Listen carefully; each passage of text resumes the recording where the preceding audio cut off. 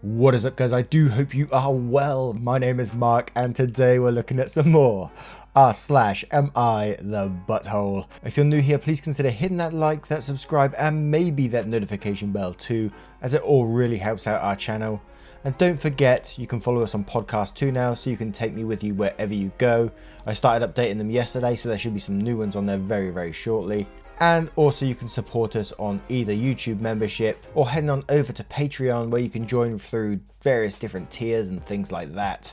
And oh my word, we had someone join on YouTube membership, Hannah Tatterback. Thank you so much for your support. You're absolutely amazing. Then over on Patreon, we had two people join us, which was our very own Pink Monster and Mallory Mason. Thank you so much for your support. Absolutely amazing people, and just a thank you to everyone for being here, the time out your day, as I always say. And I have people down in the comments saying things like, oh, I'd love to support you but I can't afford it right now. And guys, there's never any pressure to support the channel in that way. You know, you being here, commenting, liking the video and all that kind of good stuff is more than enough. Never ever put yourself under pressure to support a channel, in any channel for that matter. You look after yourself out there. The world is crazy enough right now, right? Anyway, I'm going to stop babbling now. Let's get on with today's stories. Much love, guys. Our first story comes from What the fuck, MIL, really? Am I the arsehole for scolding my mother-in-law because she said I euthanized my first child in front of my toddler? I met my current husband in college. We were not super serious at the time, but it was fun, light-hearted relationship. In my graduated year, I fell pregnant with his baby. It was obviously not planned. We decided for an abortion. Life was just about to begin and we didn't want to start off with a baby. As neither of us worked at the time, we both asked our parents for money. Not saying for what. Well, somehow his mum got wind of what the money was for and made a terrible scene about how we can't abort her grandchild, how we can go live with them if money is an issue, that she'll find a place for the crib, etc, etc. My parents then heard about the situation, agreed I should not ruin my life and paid for my abortion. I remained with the same guy and later married. My mother-in-law never really forgave me for the abortion and throughout the years made passive-aggressive comments about it.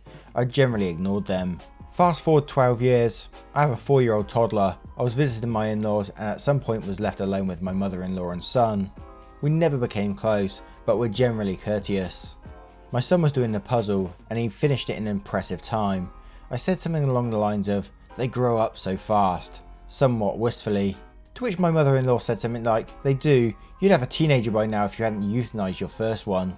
I lost it. No, obviously my son does not understand that word, but it's the principle and the way she said it. We fully planned to tell our son about contraceptives, abortion, and even that we had one, but it was age appropriate, and at that moment my husband and I will choose. I hissed, other room, now! She must have seen my demeanour. I was not kidding around, so she followed. I closed the door and scolded her. The frustration of those last years getting out.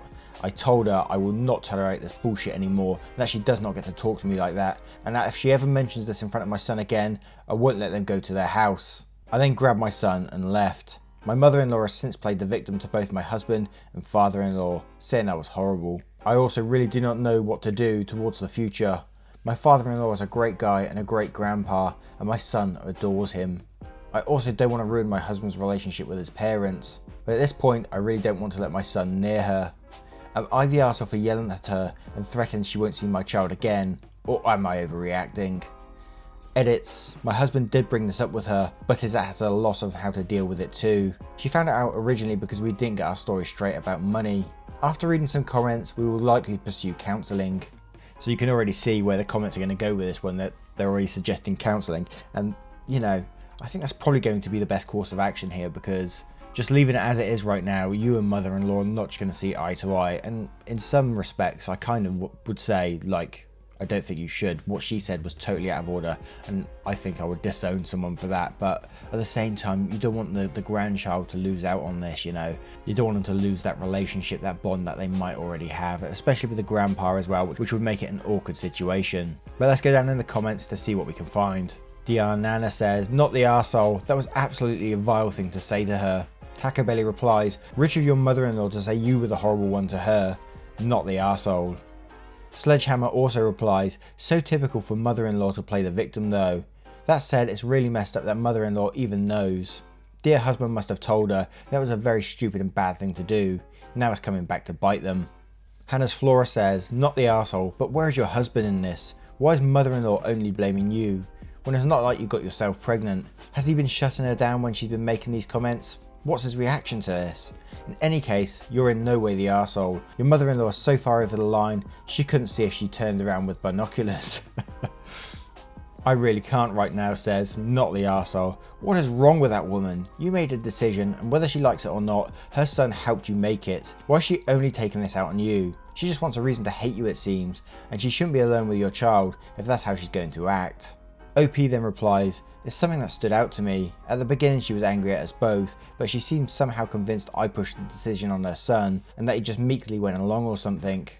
Wow. What do you guys think of this story? Let me know in the comments below, and don't forget to vote on that poll in the description for story 1. Our next story is from a throwaway account. Am I the arsehole taking away my daughter's car for lying to my fiance? I am 36 and have a 16-year-old daughter. I have full custody of her because her mum, 40, had a mental breakdown and has been in and out of rehab. This January I started dating my girlfriend, 21 female.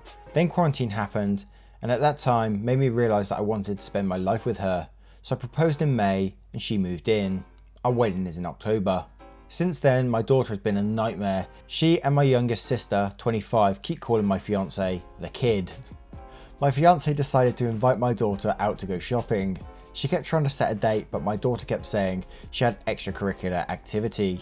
So yesterday day, when my daughter once again said she was going to practice her serve, I decided to follow her car. She ended up pulling up to a diner and I realised she was grabbing lunch with my youngest sister. I am furious. First at my sister for enabling toxic behaviour, and second at my daughter for lying to her stepmom. I ended up taking her car keys away from her. Her aunt then calls and says I have no right to do so. I explained that she would not be getting her car back until she makes an attempt to bond with her stepmom. Am I the arsehole for condoning lying? I just want my fiance to be accepted into the family. You want her to be accepted? Yeah, I can already see that you're like almost trying to get them to say stepmom. I'm afraid she isn't their stepmom yet. I mean, how long have you been? You said you only got together, like, how long is it? So, that you got together January, you've already proposed in May, and your wedding's in October, and you're already calling her the stepmom. There's something weird there, man. I don't know what, but it's really strange in my opinion. Wow. They're clearly just very uncomfortable with the whole situation. Like, you 26 are dating a 21-year-old. I mean, you know, it's totally legal and, you know, more power to you if that's what you really want to do. But you need to talk to your daughter and your sister, just because, you know, they're clearly uncomfortable with the situation. You need to explain what's going on. But there's some red flags jumping all over this place. I mean, how fast you're moving along with things. She might be sort of, I don't know if grieving's the right term, that her mum's had a breakdown and she's in and out of rehab. I imagine she'd be really worried about her as well, whilst you're starting your own life. So I can imagine where she's coming from on this. And another thing, is the car hers, or did you pay for it, or whatever? I mean, you can't just take someone's keys. That's stealing. Oh dear. Let's go to the comments below to see what we can find. Naked Street says, you're the arsehole. You're engaged to a 21-year-old that you started dating in January. She is no one's stepmom and never will be. Your daughter is 16. She has a responsibility to be civil, but that is all. Your daughter is not obliged to bond with this woman. It's a good thing that she has other women in your family that she feels comfortable reaching out to. Destroying a support system is an awful thing to do. And that's a great way of putting it. Prince Elk Rap Sparkle says, what a name. This response is so on point. Not to mention, OP doesn't seem to consider his daughter's feelings at any point. Instead of asking why she doesn't want to go shopping, he just takes the car keys away. Real adult response from the oldest person in the entire situation. Flower of Telperion says, right, the daughter has actually shown a level of maturity and understanding of social niceties that OP clearly lacks. The daughter didn't want to hang out with a 21-year-old, her dad's been banging for 6 months and unceremoniously moved into her living space, but instead of saying that and making the fiance feel bad, she invented an excuse, like literally every adult does to gracefully get out of social activities they don't want to do. Unsightly Fuzz says, you're the arsehole. How did you think your kid was going to react when you got engaged to someone closer to her age than yours? Then quotes, until she makes an attempt to bond with her stepmom. And then says, you're kidding, right? You can't force any two people to bond. You're actually making it less likely. You're the arsehole. 3 times. Jessica Jones 2 quotes a segment from Unsightly Fuzz and says, "Our dad, whom he met 6 months ago, and who has moved in with and became engaged to in the time it takes a microwave to heat up a pizza." Daughter may be in her late teens, but she's still young. She's dealing with a lot. RE mum. And throwing these changes in such a sudden way doesn't speak of greatest parenting in the world, even if OP has the right to a relationship and look for love. You're the arsehole, OP. Our next story is from John Wick's dog. Am I the arsehole for getting mad at my wife for leaving our 1-year-old son home alone while he was napping? Context, our son is barely 1, birthday last week. I came home from work and my wife was just getting back from a run, at which point I noticed our son was in the back room sleeping. When I asked her about it, she got defensive and said, "It was only a mile and I never got far away from the house." I don't think this is safe, so I got mad at her, and the whole thing escalated into a fight where I told her what she did wasn't safe.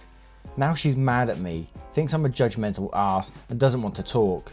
She thinks it's no different than being outside in the backyard while he's napping, so what's the deal? Am I the arsehole?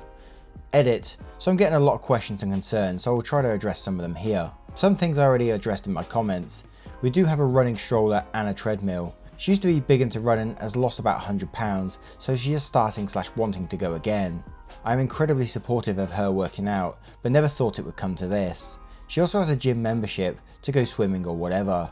For clarification too, she said she did a mile run and it took her 10 minutes. And after I was visibly angered, she told me she ran circles around our house, so take that as you will. I watch our son almost every evening and she is free to get out of the house and do whatever. I'm constantly pushing her to hang out with friends and go and have coffee breaks while I am watching our son. So while it may not be enough, and I obviously need to sit and take a long look at her mental health with her, I do give her countless opportunities for her to get away, but that is her choice. Sometimes she wants to stay home and be around us. It's not just, I got the kid, you do chores. All in all, she's been an amazing mother. We are both first timers in this, but I never thought something like this could/would happen, and I certainly didn't think I would be made out to be the bad guy. So thank you for all the questions and input. My wife and I will definitely be having a follow-up about this incident, as well as future conversations about what she needs to deal with her stress, and what could have led to something like this happening. Wow, whenever I hear something like this these days, and I think this has changed a lot of people's perspectives on this kind of thing. I mean, it was probably there to begin with, but I don't know if you have heard of Madeleine McCann, where this child was left in, they went on holiday, the child was left in an apartment, they went out for dinner, which is about 100 meters away or so, they said, all the evidence and stuff says, and then during the night, the child just disappears. No one knows where she's gone since, never been seen. And that's what always pops into my head in these situations, is like, for that brief moment that you leave them alone, anything could happen, you know, anything could happen. If someone's watching the house, you know, that's an opportunity for someone. That's time for an opportunist to get in there and do whatever they want to do, you know. And that's all I'm going to say on that matter, because I'm no expert in this, and I imagine people have varying opinions on this kind of thing. But let's go down in the comments below to see what we can find. Gatita Monster says, "I'm sorry, your wife did what now? There is indeed a difference between hanging in the backyard and going out for a run. That difference has a roughly a mile radius. Not the arsehole." Salacious Sapphic says, "Laugh my arse out, right? No difference, except the actual difference of location. Not the arsehole, OP." OP then replies, "She went on a 10-minute jog while our 1-year-old was asleep, no monitor or anything. She locked the doors, but that's it. She said she circled the house, but I really doubt it." Gatita Monster then replies again saying, "Yeah, I understood that. I was just trying to express my disbelief that she thought it was a good idea. I mean, the chances of something happening to your son are probably small, but the devastation you guys would experience in the event that an unlikely but completely avoidable tragedy occurred would be insurmountable. Tell her to go jogging when you get home, or get a jogging stroller." Gangster Napper says, "Not the arsehole. I wouldn't be comfortable with that either. A lot can happen really quickly with a baby that age. However, it sounds like your wife really wants to get out of the house and some time for herself. Is there any way you two can work together to facilitate that safely?" OP then replies, "Well, that's definitely going to be a conversation. We have now this has happened. I've never thought I would have to convince her to not leave our child alone, but here we are." J Murphy 42 replies, "I'm a mandatory reporter. If I knew who your wife was, I'd legally be obligated to call your local CPS and report her. Your wife straight up committed child neglect and could be convicted of a felony." The Red Skittles replies to this, "What world do you live in where leaving a baby alone for 10 minutes is child neglect and could be prosecuted? It's not ideal, but it's literally what doctors recommend if your baby is driving you crazy. You put them in a safe spot and go for a walk to clear your mind." Edit. Wow, what a discussion. This blew up and I don't have time to keep responding. There are a lot of good perspectives here. Thanks for debating with me, everyone. Stay safe out there. And there is a lot of good comments on that thread. I mean, I could go on forever on that one. But I'm going to turn it to you guys. What do you guys think of this story? Let me know in the comments below, and don't forget to vote on that poll in the description for story 3. Our next story is from Class Leading. Am I the arse for not paying my daughter her allowance because of her entitlement? I have a daughter who turned 12 in December. We are Jewish, so this was supposed to be celebrated with a bat mitzvah, which she refused. She said she was uncomfortable with the attention and she is questioning her faith. I'll admit my wife's initial reaction was not good, but after she calmed down, we talked about it rationally and agreed she did not have to have one. I'd been saving money for both of my children's bar and bat mitzvahs since they were very young. She did not know the exact amount, but she knew that her older brother's was very lavish. Well, my wife has always wanted to go to Paris, so we decided to put that money towards that.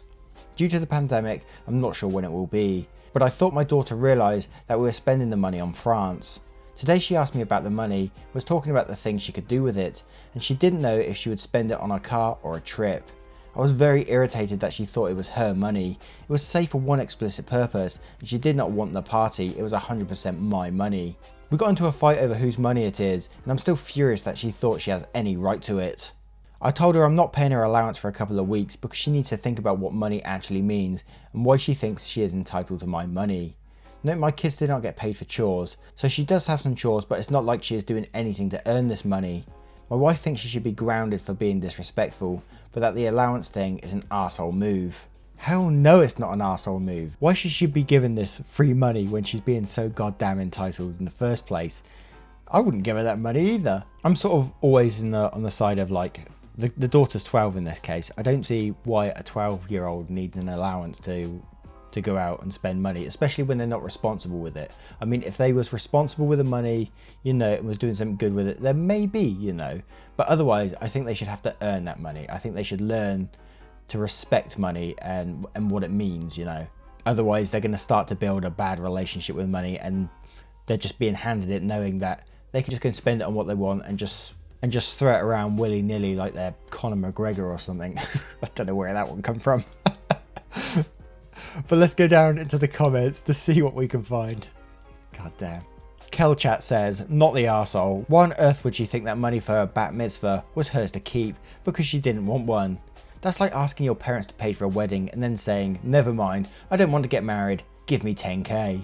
I don't think you should punish her for just questioning her faith, but I don't think that's what's going on here. She shouldn't feel so entitled to that money as she didn't work for it and it had a purpose. Cinema Slap 1 says, nah, more appropriate would be not having the bar mitzvah, but the daughter going to all the people she would have invited and say, I decided against a bar mitzvah, so you can just give me the money you were going to give me anyways.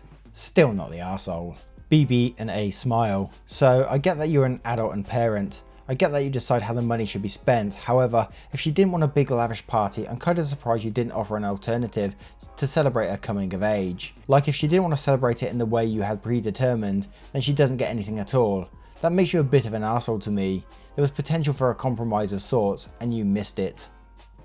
Infinite Wear 2 replies to this, bat mitzvahs aren't just parties, there is a whole ceremony involved in the synagogue. When the girl reads from the Torah, after services there is a party. The party itself isn't the bat mitzvah, it is the celebration of the bay mitzvah. I know that sounds like semantics to someone who isn't Jewish, but it's a huge distinction.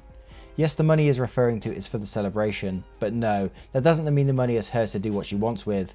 I had a big party for my bat mitzvah and my parents paid for it.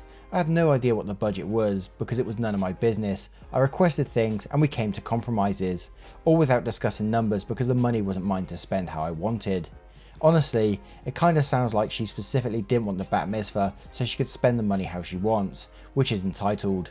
OP was responsible. He envisioned an ideal future when his daughter was born, and he made steps to ensure he could follow through with that vision.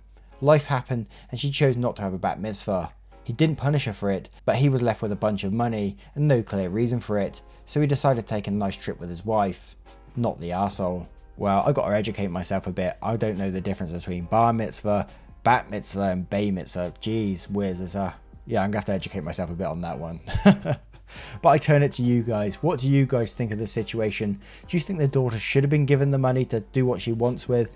Or do you think the OP was right in going on a nice trip with it? And how he dealt with the situation? Let me know in the comments below, and don't forget to vote on the poll in the description for story 4.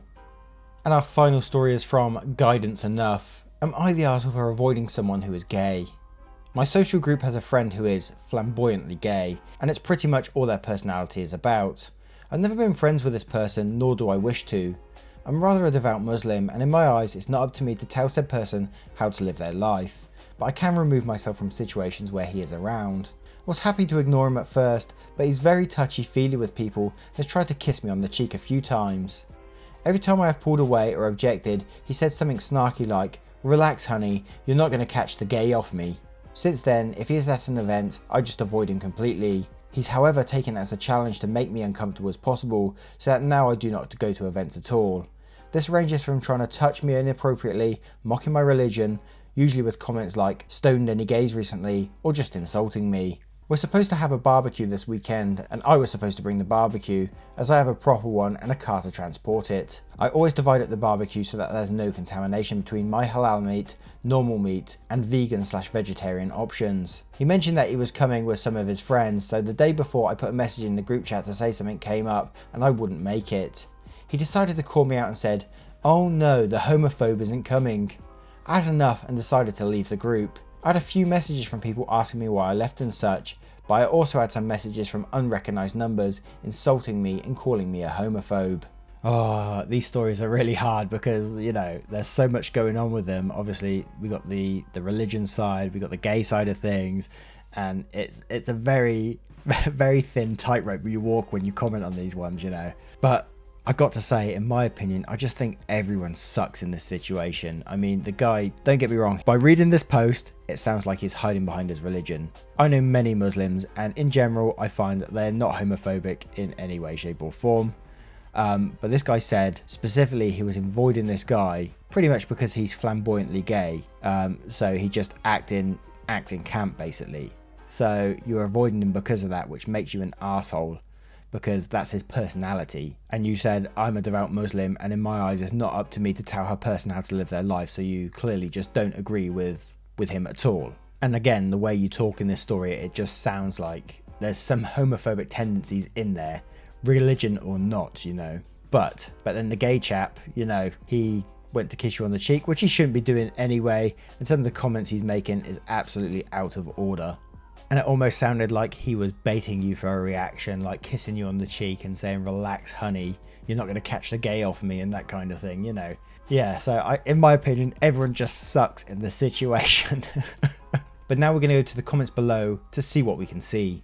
That Muscle7 says, "Everyone sucks here. It sounds less like you stopped being around him because he was gay, but because of how he was acting towards you. That he was mocking your religion, and that he was insulting you. But you were homophobic initially, and that is not okay. Edit, change to everyone sucks here after you said the reason you avoided him initially was because he was gay. That's homophobic, and your religion beliefs are no excuse." White703 says, "Everyone sucks here. You definitely sound kinda homophobic, but no one has the right to touch you and make you uncomfortable. Him calling you out repeatedly for your religion also isn't fair. If it's not really about his sexuality, why not just talk to him and say, look, your sexuality doesn't bother me, but it makes me uncomfortable when people touch me and try to kiss me." KM89 replies to this saying, "This, with the exception that is absolutely about his orientation. Everyone sucks here. OP is homophobic as fuck and throwing his hands in the air, basically saying, 'It's my religion, what do you want me to do?'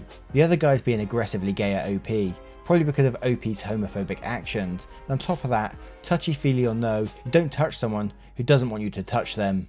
Eliza Thornberry 4 says, "I have a strong suspicion you're intentionally underselling your contempt for gay people in general. You're the arsehole."